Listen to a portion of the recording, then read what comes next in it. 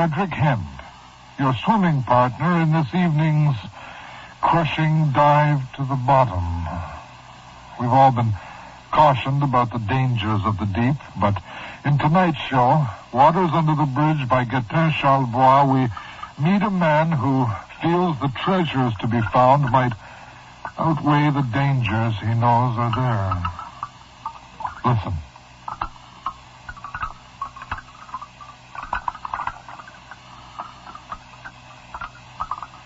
Do you mind if I use a tape recorder? Not at all.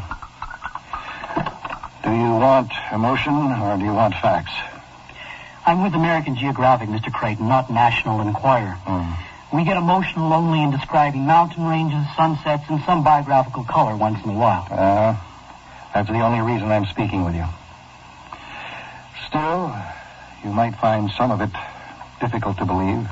Just try me, why don't you? All right. It began 5 years ago with the Quebec City Museum hiring me for a dive under the Quebec Bridge. That was the first dive, June 12th, 1978? Yes. We were going to see if there was anything left down there after the original disaster. Could you tell me a bit about the disaster, especially of the new facts you uncovered? The master engineers of Canada and the Commonwealth were building the Great Bridge that was to link Quebec City with America. One of the engineering wonders of the world. And a terrible collapse occurred.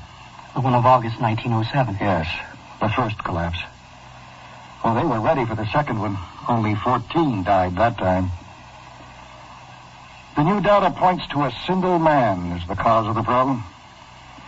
You see, there was a sequence of 27 bolts missing in the central span. This sequence of bolts was crucial to the safe passage of work carts and horses. Did the man die in the collapse? No.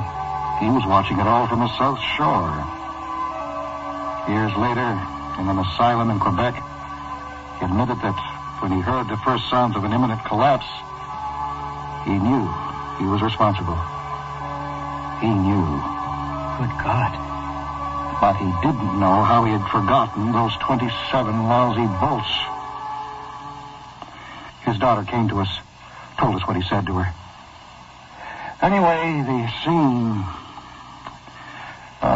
was described by men who were there as dreadful, a slaughterhouse. Not only were the bodies torn to shreds, ripped by the ropes that were supposed to be protecting them, but there were bodies impaled. Every kind of gruesome death. 70 men had been dragged to their deaths beneath the St. Lawrence River. Are you sure you want me to go on? Of course. The wives gathered at the site of the disaster when suddenly a body rose to the surface, and another, and 5 at once. The wives of these men watched as the men, 10 in all, floated grotesquely in the water. And the others? Others. You said 70 men went down with the bridge. And only 10 came back up. Well, they didn't have scuba gear back then. There was no rescue party.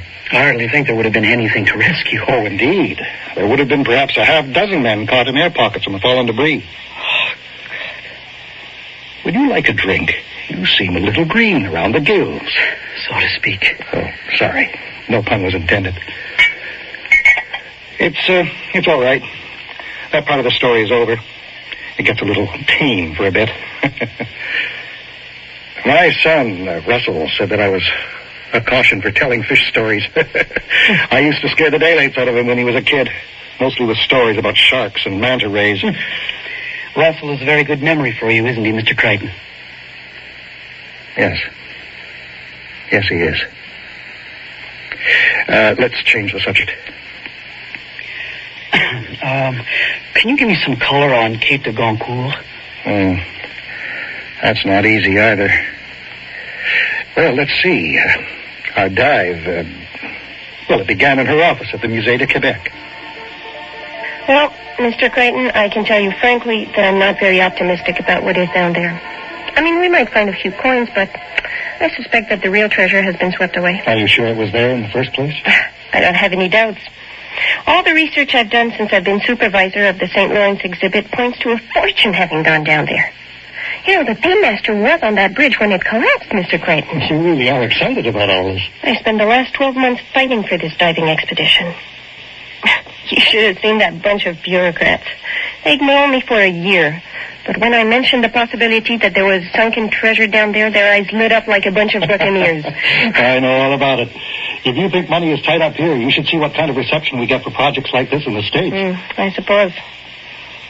As you know, I wasn't with the museum on your last dive, and I can't get anyone here to talk about it. It's taboo. I can imagine. So, well, I know it must be difficult, but I'd like you to tell me about your last expedition beneath the bridge, in detail. So, I told her about the first dive. You'll tell me about that expedition, won't you? You can get everything you want in the back issues of Le Soleil. I've read them. You didn't tell them anything. Look, what do you want me to do? Cry for you? No.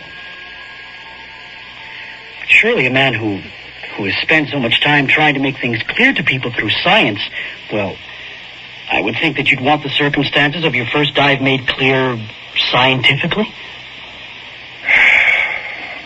You're a sly bastard, aren't you? I'm having another drink. My son and I and 3 local divers, well, we were doing everything right. By the book.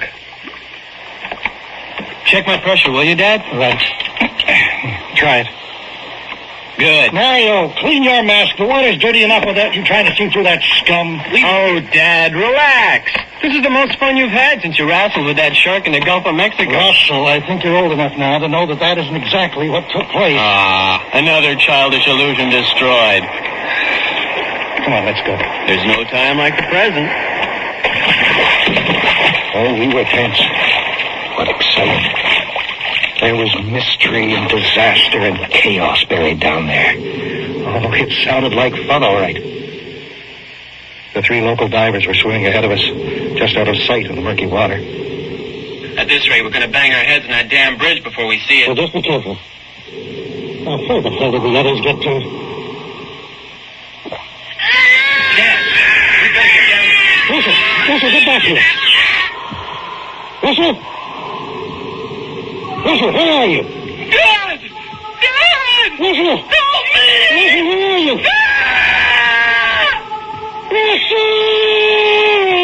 I looked for them until my air was gone. Oh, you really screwed up, Philip Creighton. What? Oh, that was the first thought when I was out of the water. You see, I didn't cry or beat my breast over the death of my only son. Oh, no. I was worried about how I had screwed up the dive. People say and do strange things when they're in shock. Oh, yes.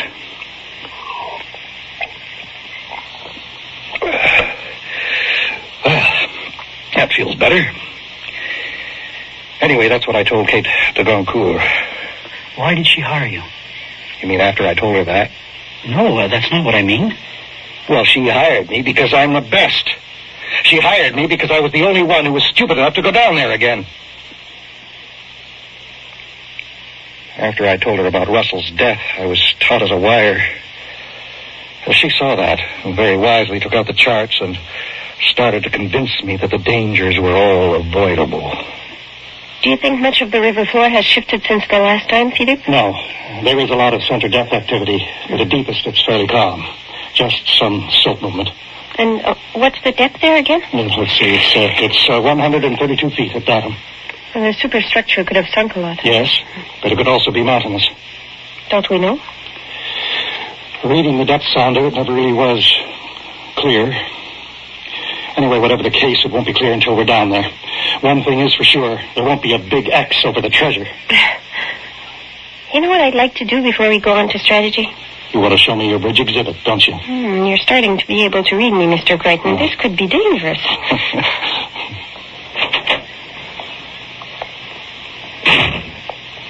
You're married? That's not a very subtle way of asking. I suppose not. Are you? Mrs. Creighton died about 10 years ago. Have you ever considered remarriage? My God, we just met. It's not a proposal. Well, are you married? Divorced. Oh. Working wives in Quebec, it still makes people nervous. Made my husband very nervous. He was a university teacher at Laval. Pretended to be bien cool. That's blunt enough, I suppose. Now, I asked you about other women. Look, if you must know, I've been terribly inactive. You don't have to talk about it. Russell was killed, and I nearly drank myself to death, and then I stopped, and then I started working again, and now here I am. That's funny. What? You seem much more complex than that. We've only just begun. Well, here we are. Where? These two cases, that book, and that cannon over there. A cannon is part of the exhibit? It was the time cannon during the construction of the bridge. Oh, well, that makes this a 3-star attraction. Pathetic, isn't it? And the book? Let me get this. That's what started all this up. There was a note on page 103. The foreman's log? Uh-huh. Here it is. The passage is very simple and full of mystery. Started O.T. Old Testament. On time, we think. Makes sense. Then it says, arrival of M.M. I hope this isn't the only document you're basing the search on. And what is M.M.? There were no M.M. in the office, but there was a paymaster. We feel that M.M. stands for money man. Like I said, I hope it's not the only evidence you have. It was the only document, until we found a piece of paper. A claim filed by the wife of one of the victims for the salary she had come to pick up on the day of the disaster. Look, Philippe, it may not sound like much, but it convinced my boss. Well, let's go down there and find us some treasure. Don't go down there again, Philippe. It was Father Lucien Malot. He said the services for my son. They told me at your hotel that you were here. Don't go down again, Philippe. They'll get you this time. What are you saying? You know those waters. They are evil. There's something down there, something black. He tried to get you once. Could we discuss this in my office? If you don't go down there, there's nothing left to say. Well, we're going down there, and that's all there is to it. Why are you so impatient to die, Mr. Goncourt? What? It's as simple as that. Really, it is. As simple as life, death, good, evil. Really? I know you don't like priests. How do you know? I've prayed for you. Oh, please, save your prayers. I know about you too, Philip. Oh? And what do you know, Father Mallow? We're not going to discuss this voodoo in the middle of the museum. Please. Look, Kate, perhaps we should go to your office. Yes.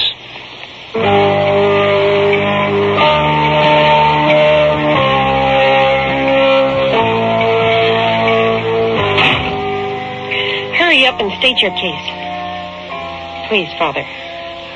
Well, surely it's clear to both of you that there's evil under that bridge. Evil? That water, it's red with the blood of men and women. It lures them, the sane and the insane, to commit suicide, murder. Oh, I've heard there are a lot of jumpers. Jeez. Mr. Goncourt, I know I sound like a madman. I am not mad. On earth, there is evil all around us. But there are some places where the evil is stronger. I like a fairy tale as much as the next person. Like Biyah, Salem, Golgotha, that bridge. All the evil around us. The evil that makes you beat your dog or murder your wife. All that evil is joined, is more powerful. That bridge. Weak people are lured there, die there. Weak people? Those who cannot resist its evil. As if we're attracted to it. We're going on a dive, Father. We're going on an archaeological dive, like so many other archaeological dives. We're not on some spiritual mission. You seem to know your inner soul very well, Mr. Goncourt. Really now, do any of us know why we do anything? Search your heart, Philip Crichton. And tell Mr. Goku why you're going down there. You see, you don't really know.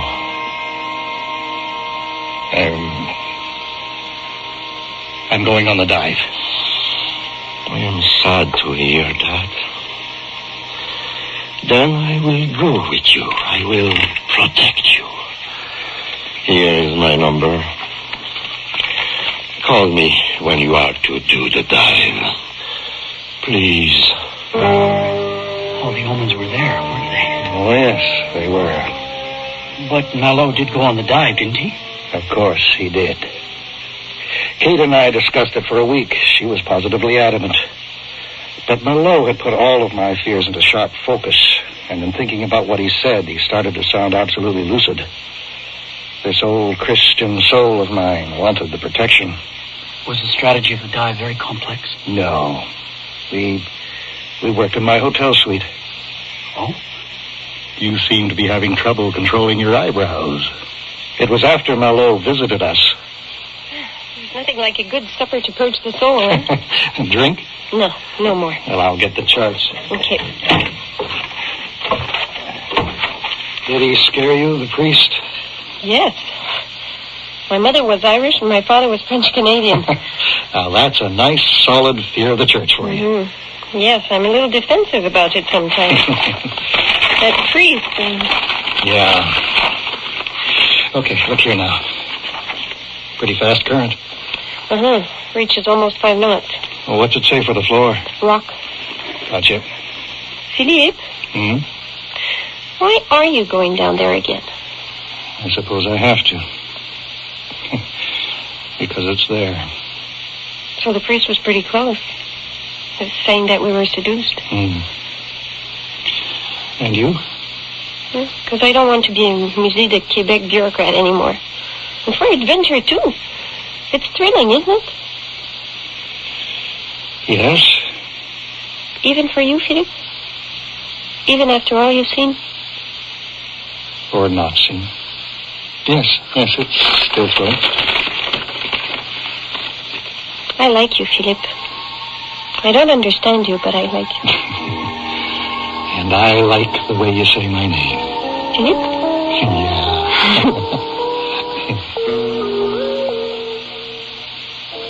Oh, Kate. Did you love her? What kind of bloody question is that? A probing one, You know, for someone I thought I was unnerving, you're sure getting awfully cocky. I'm sorry. Yeah, I know. I know you are. We fell in love. Hopelessly. You understand? Yes. Did the priest get involved in the preparations? After I phoned him to say that he could come, we didn't hear from him or see him again until the night of the dive. What was he wearing that night? Well, he wasn't in full regalia. That's what you mean. No robes or sashes. He was wearing a collar and carrying a case. Ah, yes, I remember the case very well. Holy water? Let's go for a drive. Drive? Sure, let's go there. The bridge? You can't possibly understand it unless you're there.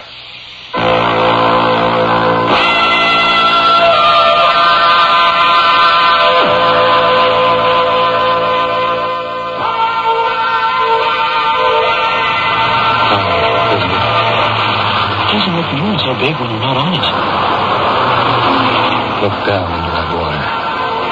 It looks black from up here, but down there, at night, it's green.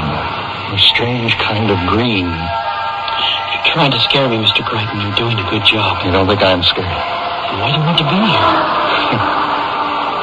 To remind the evil in the water. To remind the waters themselves, if you like. But I got away. Starting to believe me? Maybe just a little. Can we just get on with this? Look down at the waters. That's where it happened. Down there. My God. This is so hard. It was a beautiful evening. The priest was in the boat when we got there, waiting and praying and was blessing everything in sight. Kate was annoyed at first, but she calmed down and let the dog put it up the river toward the bridge. The bridge was visible through the whole trip up the river. A monument. Strangely beautiful. Yes, like an elaborate gravestone. Well, we might as well get into our gear. I don't want to hang around. Why are we going there at night? It's lower high tide, less current. There's no traffic. Well, makes me nervous. It makes us all nervous, Father. Stop here. Father, run up the diving flag. Keep the boat running against the current and under the bridge. You don't need much more throttle than this. I've been in a boat before, my son. What time is slack water? 0246. We'll be surfacing around 0315. Any later, the tidal current will be too strong. Give me a hand, will you, sir? Yeah, right. He's squishing the water. That's very comforting. Yeah, well, it makes me feel a little better. Okay. So am I. Now, let's not put this off any longer. Take the mic. How are you reading? Loud and clear. Let's go. Right. God bless and protect you, my children.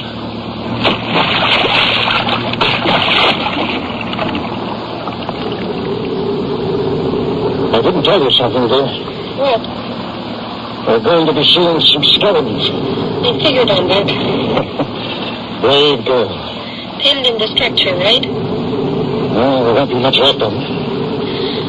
Enough to put the fear of God into a working girl. Enough to do that to anyone.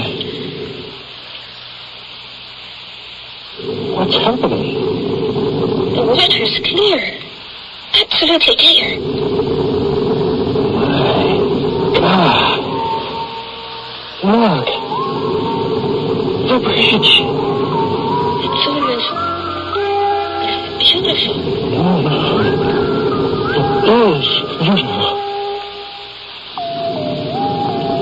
Be prepared. We'll see the skeletons soon. There. Rubeš. We'll have to do some digging. What? We'll have to find out where we are in the superstructure. Do we have to do that here with that thing staring at us? Well, there'll be more of them further on. Good point. So yes. I'm not crazy about this either.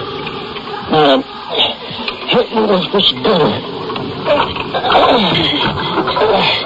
Now we've released the damn skeleton. Shit. The current will keep us swimming about for a while.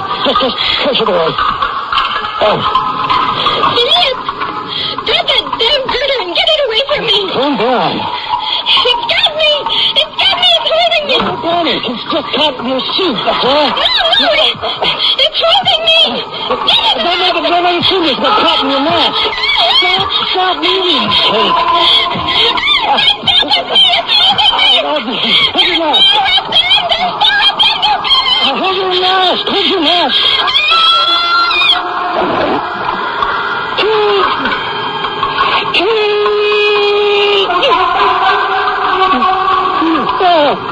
Oh, my God.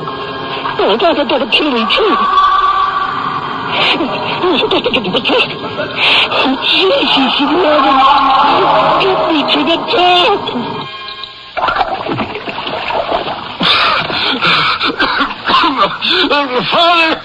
Father, come and get me. Please come and get me. I'm coming, my son. I'm coming. Swim towards me. Now. There's an army of demons around you. Swim towards you. Swim, my son. Swim. Help me, Father. It's not safe. It's not safe. You're going to kill him. Russell, my son. He's not your son. Russell, where are you? He's been taken. Please, look at me. Take me. Ave Maria, gratia plena Domini. Oh, God. Oh, God. It was horrible. Bloody horrible. And it all happened down there, in those waters. But you did go down again. You tempted those things again. Yes. I found the chest with the money. Gold, lots of it. And I wanted to dive alone. I wouldn't risk taking anyone along. No one would risk going with me. Do you know what I am? No. It's a good word. It's particularly apt here. I'm a Jonah. The man surrounded by bad luck who brings it on others. I'm a Jonah. It's funny, isn't it? Do you feel guilty? Guilty? No. What is it? No, not again. What is it? Can't you hear them? Hear what, Mr. Creighton? Mr. Creighton, what are you doing? Get down from them, Mr. Creighton. Get down from them. Can't you hear them, God damn you? I'm coming!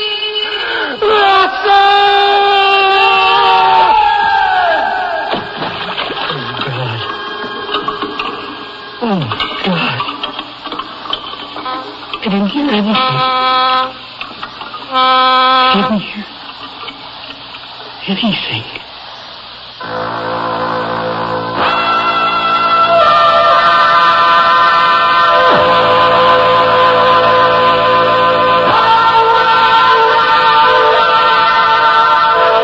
Waters Under the Bridge was written for Nightfall by Gatin Charlebois and featured Walter Massey as Philip, Andrew Pelche as Kate, Ron Lea as the interviewer, Victor Daisy as Father Mallow, and Martin Neufeld as Russell.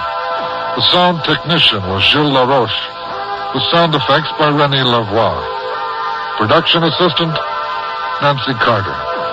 The play was produced and directed in Montreal by John Jessup. Next week, you'll journey from the world of horror and the supernatural to the realm of science fiction, with a new dramatized series from the BBC based on the works of leading science fiction writers. Each episode will be introduced by Arthur C. Clarke, author of both fiction and non-fiction on matters of science. Clarke is highly respected in both fields. I'm Frederick Hent, for executive producer Don Kowalczyk, urging you, insisting, that you join us next Friday at the same time for one of Arthur Clarke's most disturbing stories, A Fall of Moon Dust. Thank you, and good night.